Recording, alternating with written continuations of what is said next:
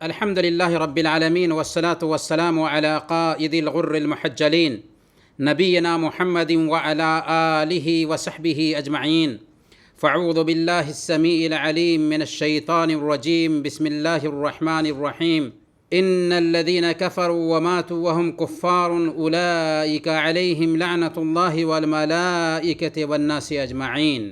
محترم بزرگوں، دینی و ملی بھائیوں اور پردہ نشیماؤں اور بہنوں، السلام علیکم ورحمۃ اللہ وبرکاتہ۔ سب سے پہلے ہم اپنا دلی جذبہ آپ تک پہنچانا چاہیں گے کہ ہمیں آپ سب سے اللہ کے لیے محبت ہے، اور اس محبت کے طفیل اللہ رب العالمین سے ہم دعا کرتے ہیں کہ الہ العالمین تو ہم سب کے مسائل حل فرما دے، ہمارے آل و اولاد کی حفاظت فرما، اور ہم سب کو زندہ رکھنا تو ایمان پر زندہ رکھنا، وفات دینا تو ایمان پر وفات دینا، آمین یا رب العالمین۔ آج کی اس آن لائن گفتگو میں جیسا کہ ابھی آپ نے سنا، لعنت کا مستحق ٹھہرانے والے اعمال یا لعنتی لوگ کون کون سے ہیں، اس ٹاپک پر گفتگو ہوگی۔ لعنت کا مطلب کیا ہوتا ہے؟ لعنت کہتے ہیں الابعاد والطرد من الخیر، خیر و بھلائی سے دور کرنا یا دھتکارنا، اور یہ بھی کہا جاتا ہے الطرد والابعاد من اللہ، لعنت اللہ تعالیٰ سے دور کرنے اور دھتکارنے کو کہتے ہیں۔ گویا لعنت دھتکار اور پھٹکار کا نام ہے، اور اسی قبیل سے شیطان کو بھی کہا جاتا ہے لعین، کیونکہ شیطان اللہ کی رحمت سے دور کر دیا گیا۔ تو جو شخص ہر خیر سے دور کر دیا جائے یا اللہ کی رحمت سے دور کر دیا جائے، آخر اس کو کون پناہ دے سکتا ہے؟ آخر ایسا شخص کہاں پر سکون پا سکتا ہے جو اللہ کی رحمت سے دور کر دیا گیا ہو؟ اللہ ہم سب کو اپنی اور اپنے رسول کی لعنت سے بچائے، آمین یا رب العالمین۔ اس سے پہلے کہ ہم لعنت کے مستحق کون کون لوگ ہیں اس کا ذکر کریں اور بتائیں کہ کون کون ایسے لوگ ہیں کہ قرآن و سنت میں لعنتی ٹھہرتے ہیں، بذات خود مناسب معلوم یہ ہوتا ہے کہ اس لعنت کی خطرناکی کو ہم سمجھتے چلیں، تاکہ آنے والے جو گناہ ہیں ان گناہوں کی خطرناکی کا صحیح طور پر ہم اندازہ لگا سکیں گے، جن گناہوں پر لعنت بھیجی گئی ہے۔ آج لوگ لعن طعن کے عادی بن چکے ہیں، کسی بھی بات میں ایک دوسروں پر لعن طعن شروع کر دیتے ہیں، ایک ماں اپنے بیٹے پر لعن طعن شروع کر دیتی ہے، حالانکہ اکثر لوگ اس کی خطرناکی سے آگاہ نہیں۔ یہ زبان کی آفتوں میں سے بہت ہی گندی آفت ہے، اور ہماری شریعت اس سے سختی کے ساتھ منع کرتی ہے۔ قیامت کے دن لعن طعن کرنے والے سفارشی اور گواہ بننے سے محروم کر دیے جائیں گے۔ صحیح مسلم کی روایت ہے، حضرت ابو الدرداء رضی اللہ تعالیٰ عنہ بیان کرتے ہیں کہ اللہ کے نبی صلی اللہ علیہ وسلم نے ارشاد فرمایا، لا یکون اللعانون شفعاء ولا شہداء یوم القیامہ، کہ لعن طعن کرنے والے قیامت کے دن نہ سفارشی بن سکیں گے اور نہ ہی گواہ، یعنی لعن طعن کرنے والوں کو قیامت کے دن اپنے بھائیوں کے لیے سفارش کرنے کا حق نہیں دیا جائے گا، اور نہ ہی وہ رسولوں کی تبلیغ رسالت پر ان کے لیے گواہ بن سکیں گے، کیونکہ وہ لعن طعن کرتے تھے، اور لعن طعن جہنم میں داخلے کا سبب بھی بنتا ہے۔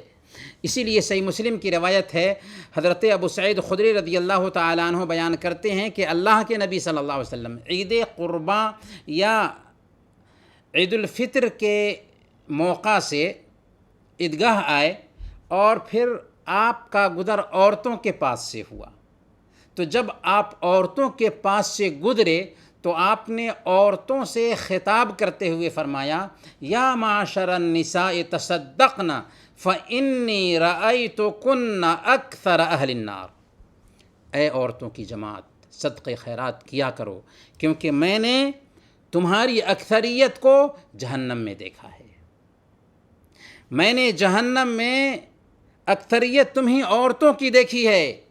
عورتوں نے پوچھا ایسا کیوں ہے یا رسول اللہ؟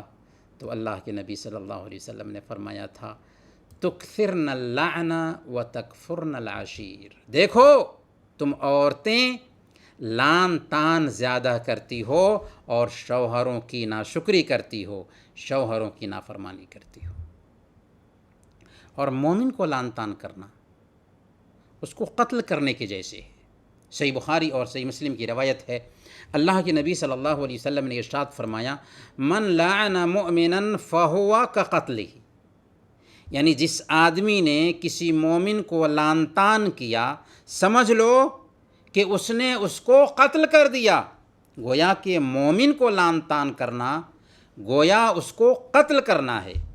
اور لعن طعن کے جو کلمات ہیں جب ہماری زبان سے نکلتے ہیں تو یہ کلمات اتنے زہریلے ہوتے ہیں، اتنے گھناؤنے یہ کلمات ہوتے ہیں کہ ان کلمات کے لیے زمین اور آسمان کے دروازے بند کر دیے جاتے ہیں۔ سنیے یہ حدیث، سنن ابی داؤد کی روایت ہے، حضرت ابو الدرداء رضی اللہ تعالیٰ عنہ بیان کرتے ہیں کہ اللہ کے رسول صلی اللہ علیہ وسلم نے فرمایا، ایک بندہ کسی چیز پر لعنت بھیجتا ہے تو وہ لعنت آسمان تک چڑھتی ہے، اور جب لعنت چڑھتی ہے تو اس پر آسمان کے دروازے بند کر دیے جاتے ہیں، چنانچہ وہ زمین کی طرف اتر کر آتی ہے،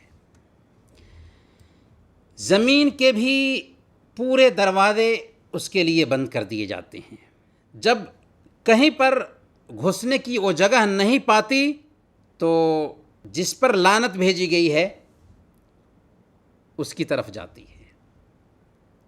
فَإِنْ كَانَ لِذَلِكَ أَهْلًا وَإِلَّا رَجَعَتْ إِلَىٰ قَائِلِهَا، اگر واقعی جس پر لعنت بھیجی گئی ہے وہ لعنت کا مستحق تھا تو ٹھیک، ورنہ بولنے والے کی طرف وہ لعنت لوٹ کر آ جاتی ہے، جس نے بولا تھا اس تک لوٹ کر آ جاتی ہے۔ تو اس سے لعنت کی خطرناکی کا اندازہ لگا سکتے ہیں کہ لعنت کے کلمات جب ایک بندہ بولتا ہے تو لعنت آسمان تک پہنچتی ہے، آسمان کے دروازے اس کے لیے بند کر دیے جاتے ہیں، زمین پر لوٹ کر آتی ہے، ادھر ادھر جگہ پکڑنا چاہتی ہے، زمین کے دروازے بند کر دیے جاتے ہیں، تب جس کے اوپر لعنت بھیجی گئی تھی اس کے اوپر جاتی ہے، اگر واقعی وہ ملعون تھا تو ٹھیک، ورنہ لعنت کے الفاظ بولنے والے پر وہ لعنت لوٹ کر آ جاتی ہے اور بہرحال نقصان پہنچاتی ہے۔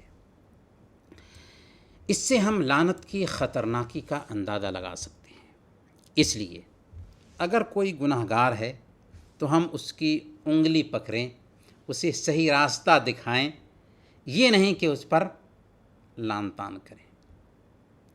صحیح بخاری کی روایت ہے، حضرت ابو ہریرہ رضی اللہ تعالیٰ عنہ بیان کرتے ہیں کہ اللہ کے رسول صلی اللہ علیہ وسلم کے عہد مبارک میں آپ کے پاس ایک شرابی کو لایا گیا، آپ نے اسے مارنے کا حکم دیا، چنانچہ ہم میں سے کسی نے اسے اپنے ہاتھ سے مارا، کسی نے اپنے جوتے سے مارا، کسی نے اپنے کپڑے سے مارا، پھر جب فارغ ہوئے تو کسی نے کہا کہ اللہ تعالیٰ اسے رسوا کرے، اللہ تعالیٰ اسے رسوا کرے۔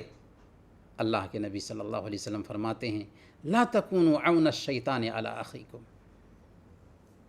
ایسی بات کہہ کر کے تم اپنے بھائی کے خلاف شیطان کی مدد مت کرو۔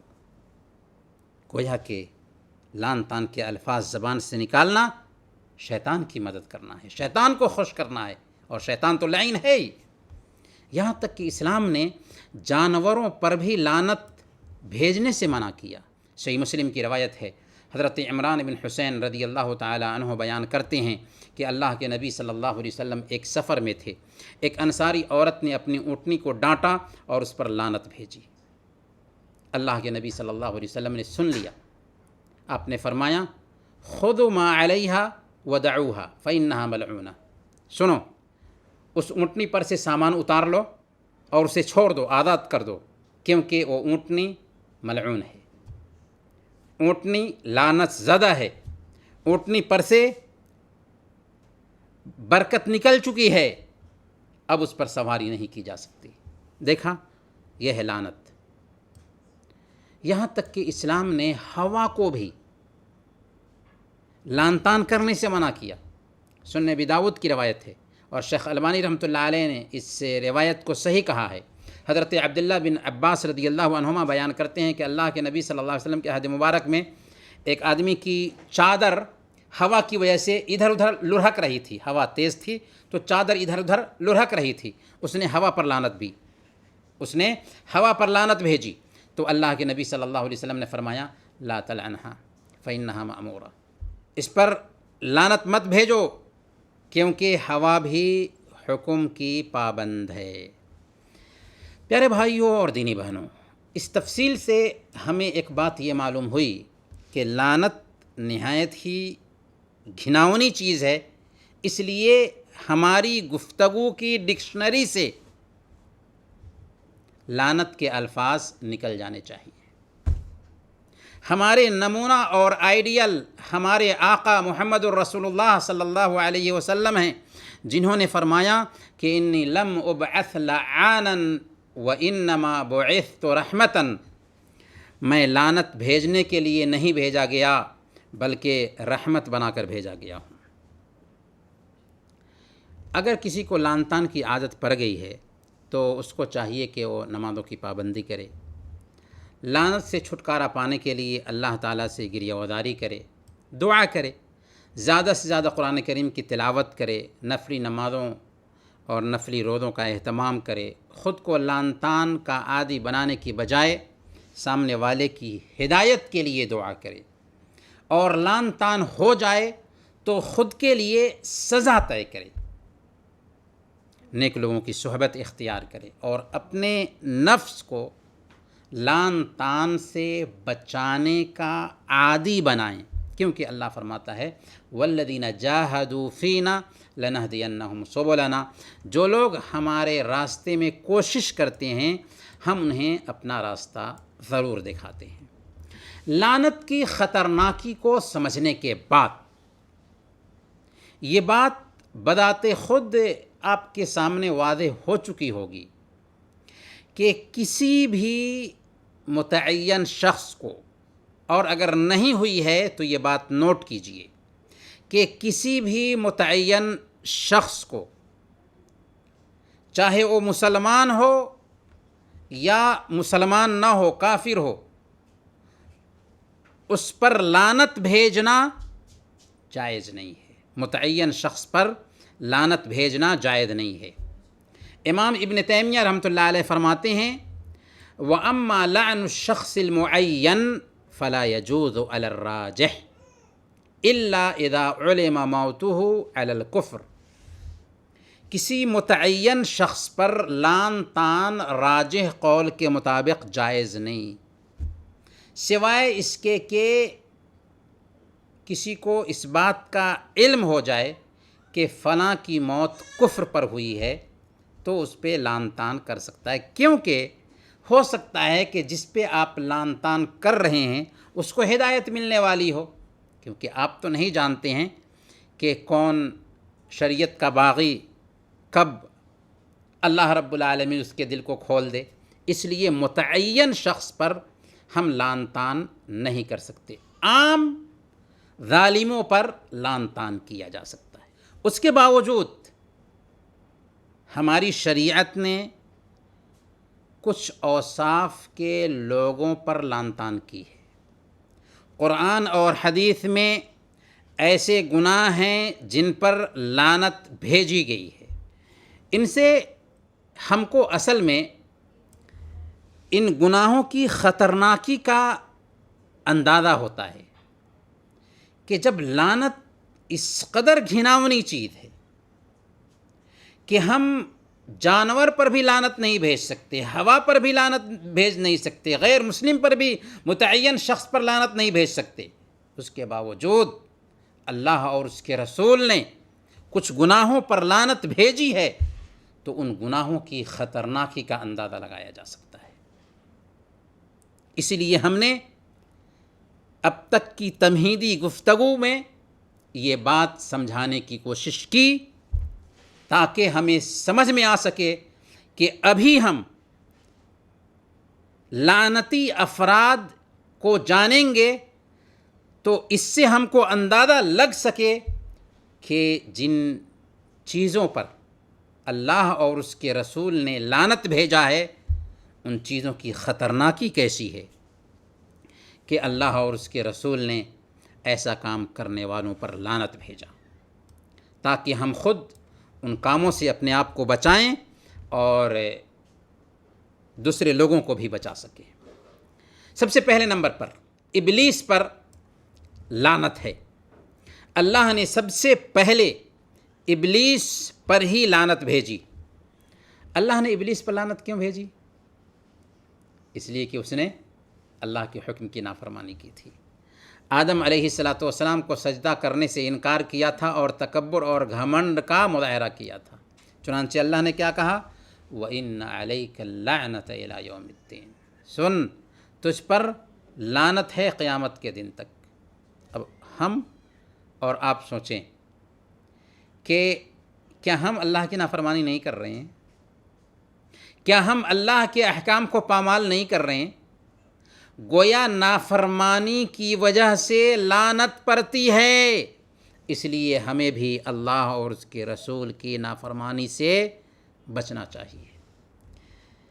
ابلیس پر لعنت بھیجنا جائز ہے، البتہ افضل یہ ہے کہ ابلیس کے شر سے اللہ کی جناب میں پناہ طلب کریں۔ دوسری چیز جس پر لعنت ہے شرک کے وسائل، کفر اور نفاق پر۔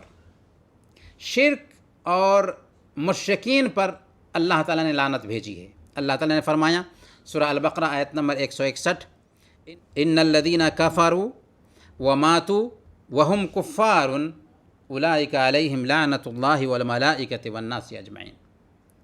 یقیناً جن لوگوں نے کفر کیا اور اپنے کفر پر ہی مر گئے ان پر اللہ تعالیٰ کی لعنت ہے، فرشتوں کی لعنت ہے اور تمام لوگوں کی لعنت ہے۔ کفر کیا، کفر پر موت ہوئی تو ان پر اللہ کی لعنت، فرشتوں کی لعنت اور تمام انسانوں کی لعنت ہے۔ غیر اللہ کے لیے جانور ذبح کرنا بھی شرک میں آتا ہے، جس پر اللہ کے نبی صلی اللہ علیہ وسلم نے لعنت بھیجی ہے۔ صحیح مسلم کی روایت ہے، حضرت علی بن ابی طالب رضی اللہ تعالیٰ عنہ بیان کرتے ہیں کہ اللہ کے نبی صلی اللہ علیہ وسلم نے ارشاد فرمایا، لعن اللہ من لعن والدہ ولعن اللہ من ذبح لغیر اللہ ولعن اللہ من آوى محدثا ولعن اللہ من غیر منار الارض۔ اللہ کی لعنت ہو اس آدمی پر جس نے اپنے ماں باپ پر لعنت بھیجا، اللہ کی لعنت ہو اس آدمی پر جس نے غیر اللہ کے لیے جانور ذبح کیا، اللہ کی لعنت ہو اس آدمی پر جس نے کسی بدعتی کو پناہ دیا، اللہ کی لعنت ہو اس آدمی پر جس نے زمین کے نشانات کو مٹا دیا۔ اس حدیث میں واضح طور پر 4 طرح کے افراد پر اللہ رب العالمین نے لعنت بھیجی ہے۔ وہ 4 طرح کے افراد کون کون ہیں؟ سب سے پہلے نمبر پر ماں باپ کو لعن طعن کرنے والے پر اللہ کی لعنت ہے۔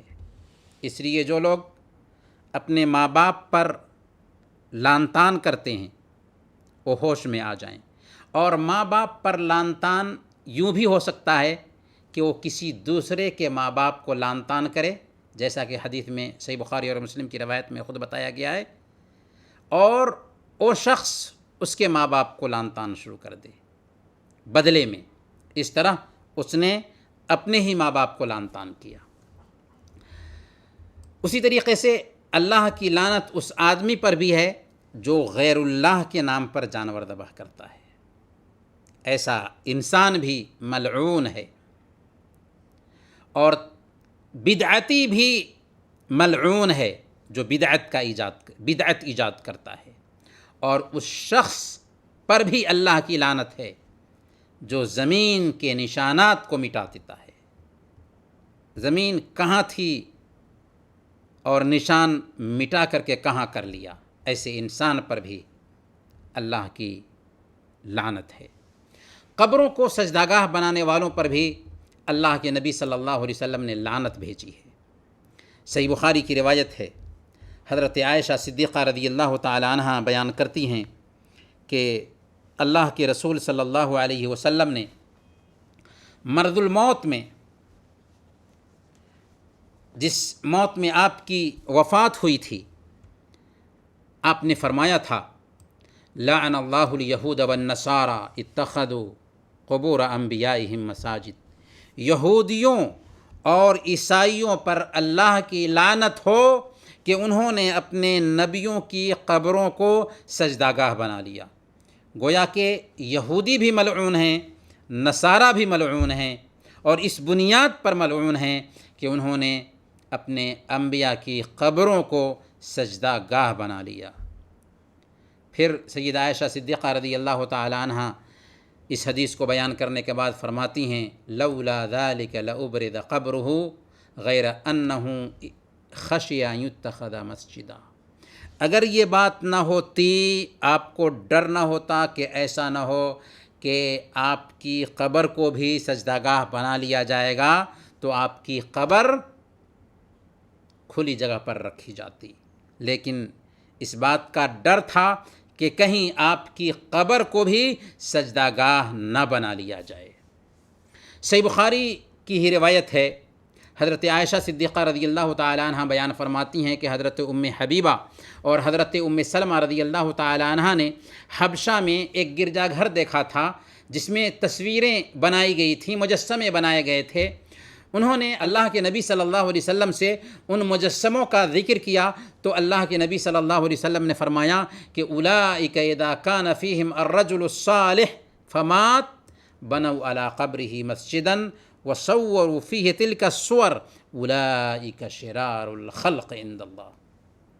سنو، یہ وہ لوگ ہیں کہ جب ان میں سے کوئی نیک آدمی مر جاتا تھا، ذرا غور کیجئے، نیک آدمی مر جاتا تھا، ولی ہوتے تھے، وہ بزرگ ہوتے تھے، وہ کوئی نیک آدمی مر جاتا تھا تو اس کی قبر پر مسجد بنا لیتے اور وہاں پر بزرگوں کے مجسمے بنا لیتے تھے۔ یہ لوگ مخلوق میں بدترین لوگ ہیں، یہ بدترین مخلوق ہیں جنہوں نے اولیاء کی قبروں پر درگاہ بنایا۔ منافقوں اور کفار کے بارے میں اللہ کے نبی صلی اللہ علیہ وسلم نے بیان فرمایا، سورہ توبہ آیت نمبر 68، وعد اللہ المنافقین والمنافقات والکفار نار جہنم خالدین فیہا ہی حسبہم ولعنہم اللہ ولہم عذاب مقیم، کہ اللہ تعالیٰ نے ان منافق مردوں اور عورتوں اور کافروں سے جہنم کی آگ کا وعدہ کیا ہے، جہاں وہ ہمیشہ ہمیش رہیں گے، وہی ان کے لیے کافی ہے، اور ان پر اللہ کی لعنت ہے اور ان کے لیے دائمی عذاب ہے۔ تو جنہوں نے نفاق کا راستہ اختیار کیا، مرد ہو یا عورت، کفار جو کفر پر ان کی موت ہوئی، ایسے لوگوں پر بھی اللہ اور اس کے رسول کی لعنت ہے۔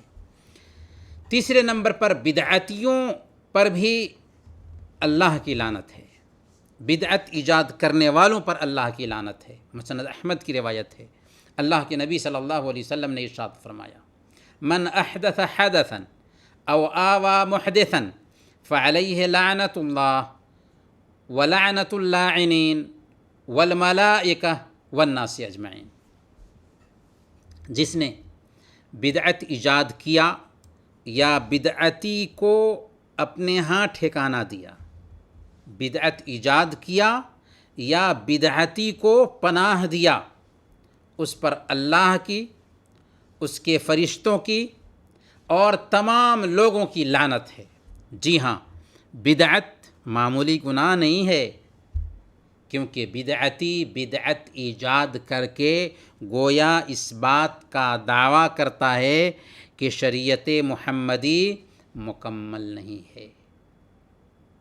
اسی لیے امام ابن قدامہ رحمۃ اللہ علیہ فرماتے ہیں کہ کان السلف ینہون عن مجالست اہل البدع والنظر فی کتبہم، کہ سلف صالحین بدعتیوں کے ساتھ اٹھنے بیٹھنے اور ان کی کتابوں میں دیکھنے سے منع کرتے تھے، کیونکہ بدعتی ملعون ہے، اہل بدعت پر اللہ اور اس کے رسول کی لعنت ہے۔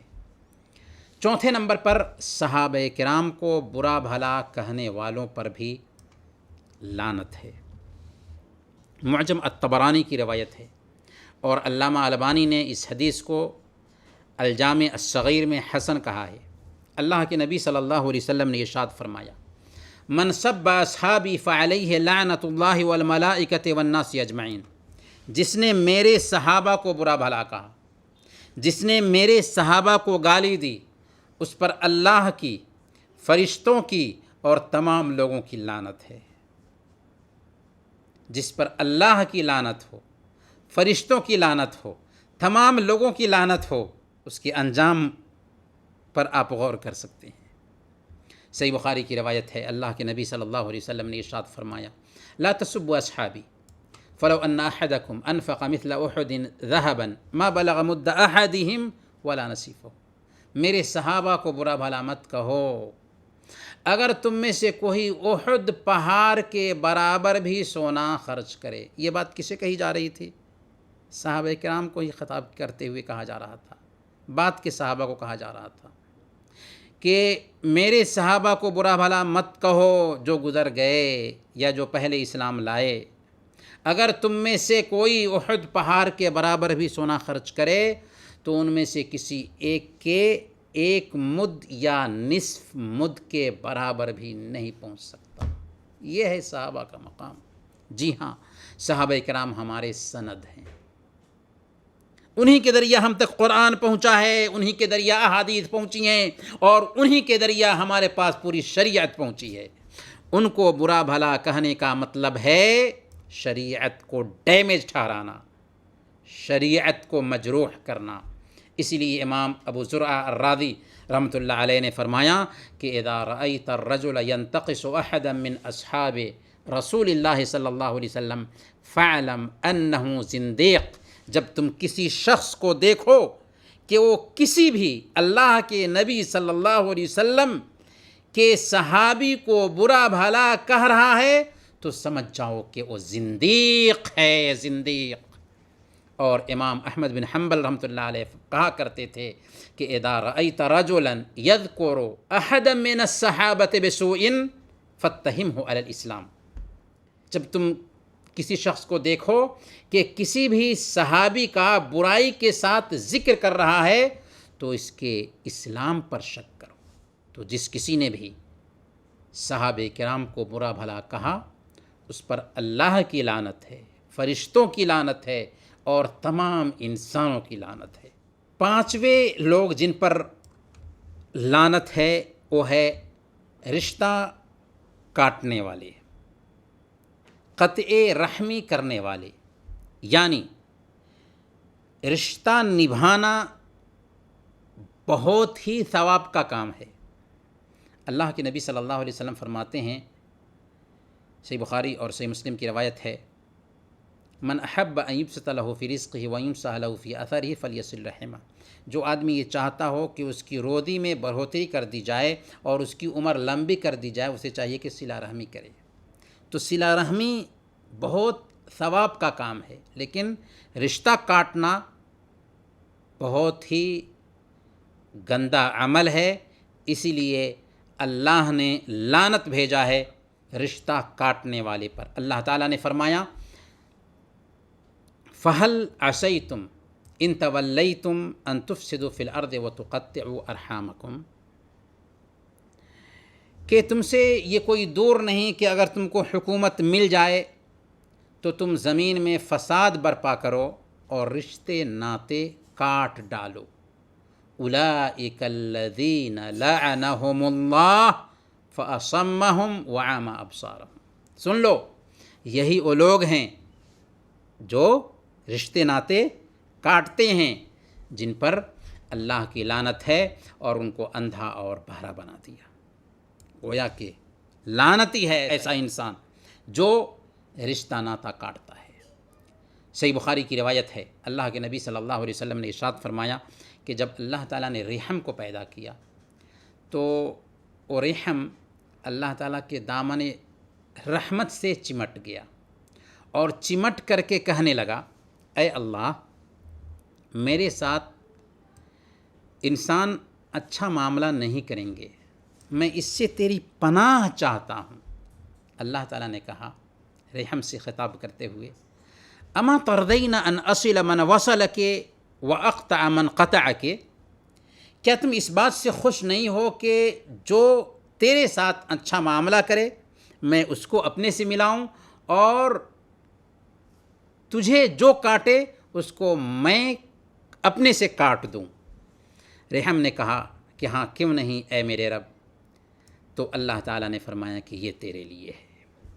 اس کے بعد اللہ کے نبی صلی اللہ علیہ وسلم نے یہی آیت کریمہ تلاوت فرمائی تھی، جس سے پتہ یہ چلتا ہے کہ قطع رحمی کا انجام بہت ہی برا ہے، اس پر اللہ کی لعنت ہے، بلکہ قطع رحمی کرنے والا جنت سے محروم کر دیا جائے گا۔ اللہ کے نبی صلی اللہ علیہ وسلم نے فرمایا، لا يدخل الجنت قاطع، رشتہ کاٹنے والا جنت میں نہیں جائے گا۔ اس لیے ہم اپنے بھائیوں کو دعوت دیں گے، اپنی بہنوں کو دعوت دیں گے کہ اگر آپ نے اپنے رشتہ کو کاٹ رکھا ہے تو اس کو سنبھالنے کی کوشش کیجیے، ورنہ دنیا میں جو نیکیاں کر رہے ہیں یہ سب ضائع ہو جائیں گی۔ چھٹے نمبر پر جھوٹوں پر بھی اللہ کی لعنت ہے۔ اللہ تعالیٰ نے جھوٹوں پر لعنت بھیجی ہے۔ اللہ تعالیٰ نے فرمایا، هؤلاء الذين كذبوا على ربهم الا لعنت اللہ علی الظالمین، یہ وہ لوگ ہیں جنہوں نے اپنے پروردگار پر جھوٹ باندھا۔ خبردار ہو جاؤ کہ ظالموں پر اللہ کی لعنت ہے، یہ جھوٹے ہیں اس لیے ظالم ٹھہرے، لہذا ظالموں پر بھی اللہ کی لعنت اور جھوٹوں پر بھی اللہ کی لعنت ہے۔ ایک مسلمان جھوٹ نہیں بولتا۔ اللہ کے نبی صلی اللہ علیہ وسلم نے جھوٹ بولنا منافق کی پہچان بتایا، اور اللہ کے نبی صلی اللہ علیہ وسلم نے فرمایا کہ جھوٹ سے بچو، کیونکہ جھوٹ فسق و فجور کے راستے کی طرف رہنمائی کرتا ہے، اور فسق و فجور جہنم کے راستے کی طرف لے جاتا ہے، اور ایک بندہ جھوٹ بولتا رہتا ہے اور جھوٹ کی تلاش میں لگا رہتا ہے، یہاں تک کہ اللہ کے ہاں بھی کذاب لکھ دیا جاتا ہے، جھوٹا لکھ دیا جاتا ہے۔ اور سنن ترمذی کی روایت کے مطابق اللہ کے نبی صلی اللہ علیہ وسلم کے بارے میں آتا ہے، سیدہ عائشہ صدیقہ رضی اللہ تعالیٰ عنہ بیان فرماتی ہیں کہ اللہ کے نبی صلی اللہ علیہ وسلم کی نظر میں جھوٹ سے زیادہ مبغوض کوئی عادت نہیں تھی، اور اگر اللہ کے نبی صلی اللہ علیہ وسلم کسی کے بارے میں بھانپ لیتے کہ اس نے جھوٹ بولا ہے تو وہ آپ کی نظر سے گر جاتا تھا، یہاں تک کہ وہ سچی توبہ نہ کر لیتا۔ سنن ترمذی کی یہ روایت ہے۔ 7ویں نمبر پر جن لوگوں پر لعنت آئی ہے ان میں سے ایک ہے بیوی کے پیچھے کے راستے میں صحبت کرنے والا۔ ان اللہ لا یستحی من الحق، اللہ تعالیٰ حق بات سے نہیں شرماتا، اور دین کا مسئلہ ہے، اس لیے ہمارے حبیب نے اس کی رہنمائی کی۔ جہالت میں لوگ بہت سارا غلط کام کرتے ہیں۔ بیوی سے جمع کی جگہ وہ ہے جہاں سے بچے کی پیدائش ہوتی ہے۔ اگر کوئی عورت کے پاس اس کے پیخانے کے راستے میں صحبت کرتا ہے، جمع کرتا ہے، تو یہ عمل فطرت کے خلاف بھی ہے اور شریعت کے خلاف بھی ہے، اور ایسے انسان پر اللہ کے نبی صلی اللہ علیہ وسلم نے لعنت بھیجا ہے۔ سنن ابی داؤد کی روایت ہے، حضرت ابو ہریرہ رضی اللہ تعالی عنہ بیان کرتے ہیں کہ اللہ کے نبی صلی اللہ علیہ وسلم نے ارشاد فرمایا، ملعون من اتی امرأة فی دبورها، وہ شخص ملعون ہے جو اپنی بیوی کے پیٹھ کے پیچھے دبر میں آتا ہے، پیخانے کے راستے میں صحبت کرتا ہے، اس پر اللہ کی لعنت ہے، وہ ملعون انسان ہے۔ 8ویں نمبر پر جن پر اللہ کی لعنت ہے وہ ہیں حلالہ کرنے والے اور حلالہ کرانے والے. یعنی جو لوگ اپنی بیویوں کو 3 طلاق دے دیں پھر اپنے عمل پر شرمندہ ہوں تو عورت کی کسی دوسرے سے چند دنوں کے لیے شادی کرائیں تاکہ اپنے پہلے شوہر کے لیے وہ عورت حلال ہو جائے. اسی کو حلالہ کہتے ہیں، جو اسلام کی نظر میں نہایت ہی مبغوض ہے. اور حلالہ کرانے والے اور حلالہ کرنے والے دونوں پر اللہ کے نبی صلی اللہ علیہ وسلم نے لعنت بھیجا ہے. سنن ابی داؤد کی روایت ہے، حضرت علی رضی اللہ تعالیٰ عنہ بیان فرماتے ہیں کہ اللہ کے نبی صلی اللہ علیہ وسلم نے ارشاد فرمایا، لعن اللہ المحلل والمحلل لہ، اللہ کی لعنت ہو حلالہ کرنے والے پر اور اس انسان پر جس کے لیے حلالہ کیا جاتا ہے. اور سنن ابن ماجہ کی روایت ہے، حضرت عقبہ بن عامر رضی اللہ تعالیٰ عنہ بیان کرتے ہیں کہ اللہ کے نبی صلی اللہ علیہ وسلم نے ایک دن بیان فرمایا تھا کہ الا اخبرکم بالتیس المستعار، کیا میں تمہیں کرایہ پر لیے گئے سانڈ کے بارے میں نہ بتاؤں؟ ذرا اللہ کے نبی صلی اللہ علیہ وسلم کے الفاظ پہ غور کریں. کیا میں تمہیں کرایہ پر لیے گئے سانڈ کے بارے میں نہ بتاؤں؟ لوگوں نے کہا کہ جی ہاں ضرور بتائیے اے اللہ کے نبی صلی اللہ علیہ وسلم.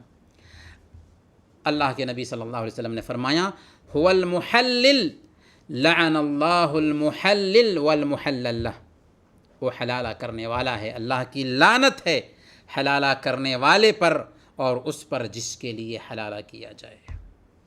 حلالہ کا یہ مسئلہ آج ہندوستان میں اسلام کی بدنامی کا سبب بن رہا ہے. اسلام ماڈرن ہے اور اپ ٹو ڈیٹ ہے، لیکن غلط تفہیم کی بنیاد پر آج دنیا ہم پر ہنستی ہے کہ ہم نے اسلام کا کیسے تعارف کرایا لوگوں کے سامنے میں.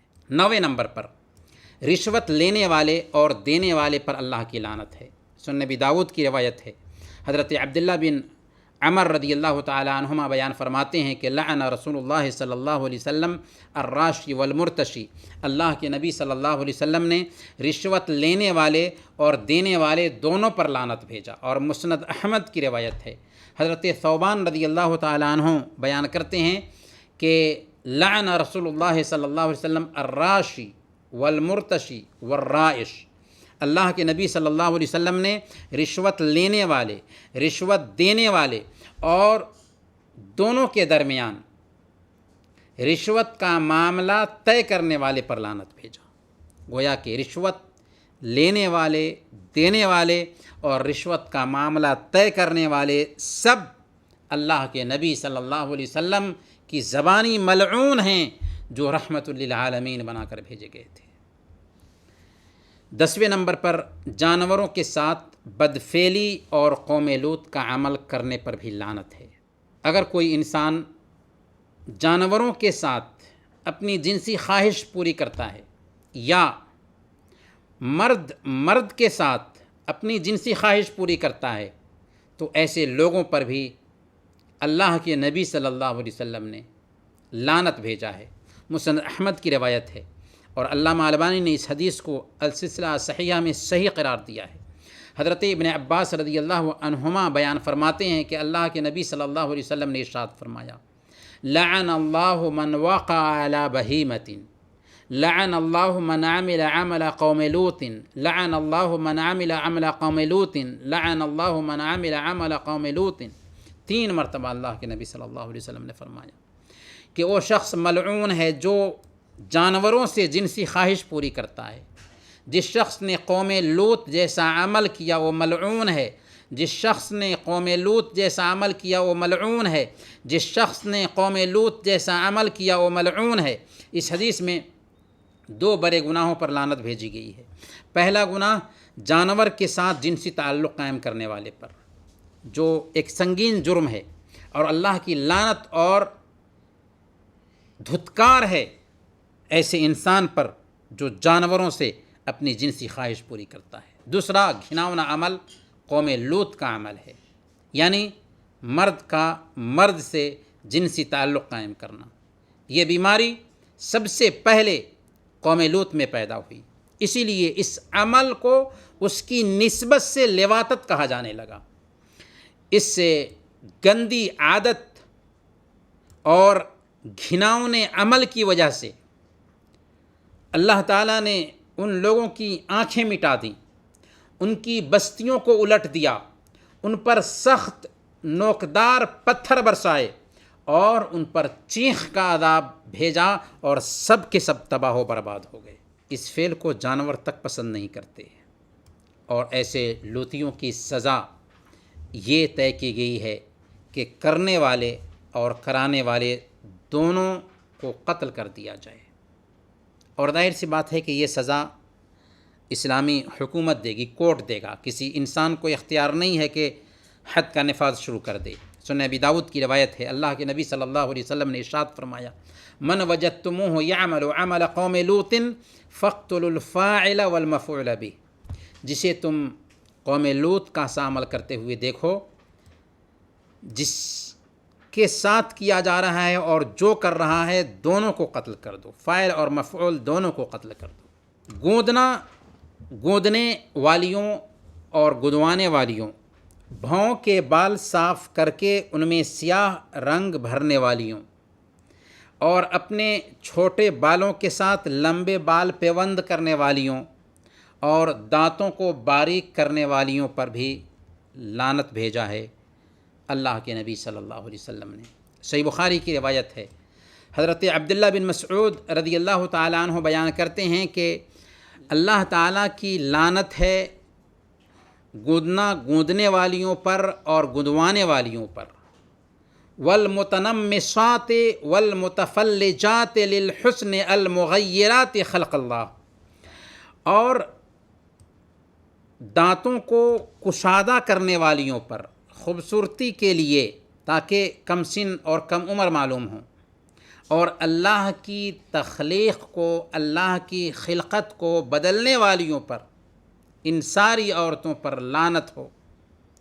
جب حضرت ابن مسعود رضی اللہ تعالی عنہ نے ان عورتوں پر لعنت بھیجا، اور یہ خبر بنو اسد کی ایک عورت کو پہنچی جن کا نام ام یعقوب تھا، وہ قرآن پڑھنا جانتی تھیں، قرآن پڑھا کرتی تھیں، وہ حضرت عبداللہ بن مسعود رضی اللہ تعالی عنہ کے پاس آئیں اور بولیں کہ مجھے یہ خبر پہنچی ہے کہ آپ نے لعنت بھیجی ہے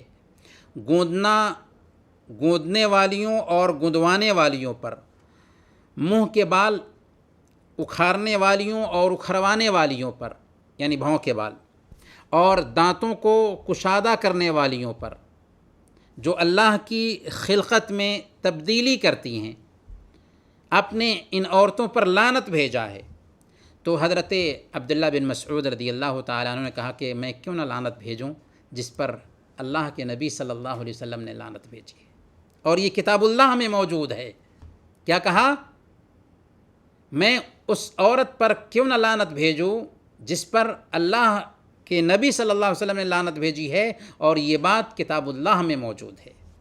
عورت بولی کہ میں نے تو 2 جلدوں کے درمیان قرآن کو پڑھ ڈالا، لیکن مجھے یہ بات نہیں ملی۔ حضرت عبداللہ بن مسعود رضی اللہ تعالی عنہ نے فرمایا، لئن کنت قراتیہ لقد وجدتی، اگر تو پڑھتی تو تو پا لیتی، یعنی اگر تو قرآن کریم پر غور کر کے قرآن کو پڑھتی تو تجھے یہ بات مل جاتی۔ کیا تم نے یہ آیت کریمہ نہیں پڑھی؟ وما آتاکم الرسول فخذوہ وما نہاکم عنہ فانتہوا، رسول تم کو جو بتلا دیں اسے تھامے رہو، اور جس سے منع کرے اس سے بعد آ جاؤ۔ گویا کہ اللہ کے نبی صلی اللہ علیہ وسلم نے اس سے منع کیا ہے تو اس کا حکم قرآن میں بھی آ گیا۔ عورت بولی ہاں کیوں نہیں، ہمیں تو ایسا کرنا ہی چاہیے۔ تب ابن مسعود رضی اللہ تعالی عنہ نے کہا کہ اسی سے تو اللہ تعالیٰ نے ہمیں روکا ہے۔ عورت نے کہا کہ آپ کی بیوی بھی تو ایسا کرتی ہے۔ حضرت عبداللہ بن مسعود رضی اللہ تعالیٰ عنہ نے کہا کہ جا دیکھ لے، چنانچہ وہ گئی، دیکھا تو انہوں نے ان کی بیوی کے پاس میں کچھ بھی نہیں پایا، لوٹ کر آئیں، کہنے لگی کہ میں نے آپ کی بیوی کے پاس میں کچھ بھی نہیں پایا۔ تو حضرت عبداللہ بن مسعود رضی اللہ تعالیٰ عنہ نے کہا کہ لو کانت کذالک ما جامعتها، اگر وہ ایسا کرتی تو میں اس کے ساتھ رہتا ہی نہیں، اس کے ساتھ صحبت نہیں رکھتا۔ تو کہنے کا مطلب یہ ہے کہ ایسی عورتوں پر بھی اللہ کی لعنت ہے جو یہ عمل کرتی ہیں۔ اسی طریقے سے وگ لگانے والیوں پر بھی اللہ نے لعنت بھیجا ہے، یعنی کسی کے بال چھوٹے ہو جائیں تو وگ لگا کر کے، وگ کی پیوندکاری کر کے اپنے بال کو بڑا ثابت کرنے کی کوشش کرے۔ صحیح بخاری کی روایت ہے، حضرت عائشہ صدیقہ رضی اللہ تعالیٰ عنہ بیان فرماتی ہیں کہ ایک انصاری لڑکی کی نئی نئی شادی ہوئی تھی، بیمار پڑی تو اس کے بال گر گئے، گھر والوں نے چاہا کہ اس کے بال میں بال لگا دیں، اللہ کے نبی صلی اللہ علیہ وسلم سے پوچھا گیا تو اللہ کے نبی صلی اللہ علیہ وسلم نے فرمایا لعن اللہ الواصلۃ والمستوصلہ، اللہ کی لعنت ہو اس عورت پر جو بالوں میں بناوٹی بال کی پیوندکاری کرتی ہیں، اور اس عورت پر جو ایسا کرواتی ہیں، دونوں پر لعنت ہے۔ آخری پوائنٹ بیان کر کے اپنی بات ختم کریں گے۔ سود کھانے والے، کھلانے والے، اس کے رجسٹر کو تیار کرنے والے اور گواہ پر بھی لعنت ہے۔ صحیح مسلم کی روایت ہے، حضرت جابر بن عبداللہ رضی اللہ تعالیٰ عنہ بیان کرتے ہیں کہ لعن رسول اللہ صلی اللہ علیہ وسلم آکل الربا وموکلہ وکاتبہ وشاہدیہ وقالہم سوا۔ اللہ کے نبی صلی اللہ علیہ وسلم نے لعنت بھیجی سود کھانے والے پر، کھلانے والے پر، رجسٹر بنانے والے پر، اور کہا کہ وہ سب کے سب گناہ میں برابر ہیں۔ سود چاہے آپ کسی ساہوکار سے لیں، چاہے سودی بینک سے لیں، دونوں کا حکم برابر ہے۔ سود بہرحال سود ہے، اور اللہ اور اس کے رسول نے سود خور سے اعلان جنگ کیا ہے۔ سود کے 73 درجے ہیں، ان میں سے آسان ترین درجہ اپنی ماں سے منہ کالا کرنا ہے، اور سود کا 1 درہم کھانا اللہ کی نظر میں 36 مرتبہ زنا سے بھی بدتر ہے۔ اس لیے اگر ہمارے معاملات میں سودی سسٹم پائے جاتے ہیں تو فوراً توبہ کریں۔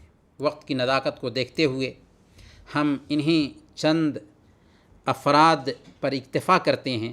ذرا غور کریں، سوچیں کہ جس شخص پر اللہ اور اس کے رسول کی لعنت ہو، بھلا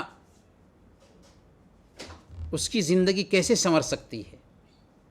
ہمیں تو اللہ رب العالمین کی رحمت چاہیے۔ اگر اللہ اور اس کے رسول کی لعنت ہوگی تو ہم کیسے زندہ رہ سکیں گے؟ اللہ تعالیٰ سے ہم دعا کرتے ہیں کہ اللہ تعالیٰ ہم سب کے ساتھ کرم کا معاملہ فرمائے، ہم سب کو اپنے احکام کا پابند بنائیں، اور ہم سب کو اس کے منہیات سے بچنے کی توفیق عطا فرمائے۔ الہ العالمین جو لوگ پریشان حال ہیں ان کی پریشانی کو دور فرما دے۔ الہ العالمین جو لوگ بے روزگار ہیں انہیں حلال روزی عطا فرما۔ الہ العالمین جو بھائی یا بہن بیمار ہیں، اگرچہ ان کی بیماری مایوس کن کیوں نہ ہو، الہ العالمین انہیں شفاء عاجلہ کاملہ نصیب فرما۔ ہم سب کو زندہ رکھنا تو ایمان پر زندہ رکھنا، اور وفات دینا تو ایمان پر وفات دینا۔ وصلی اللہ علی نبینا محمد وعلی آلہ وصحبہ اجمعین۔